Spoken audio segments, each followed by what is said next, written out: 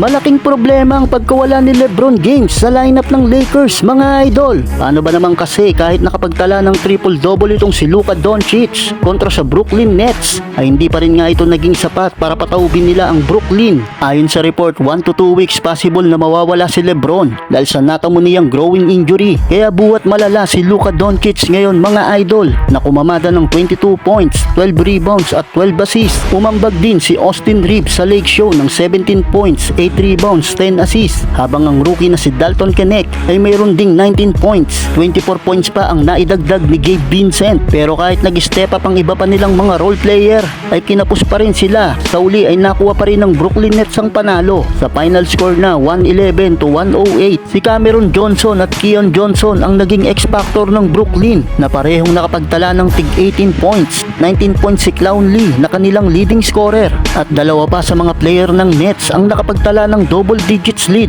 habang 8 points lang ang naiambag ng former Lakers guard na si D'Angelo Russell. Pero ang clutch 3-pointer na binitawan niya sa fourth quarter ang siya ring nakatulong para makuha nila ang panalo. Well, ito na ang second losing streak ng Lakers at kitang-kitang malaking kawalan ni LeBron, Rui Hachimura at Jackson Hayes sa lineup ng Lake Show.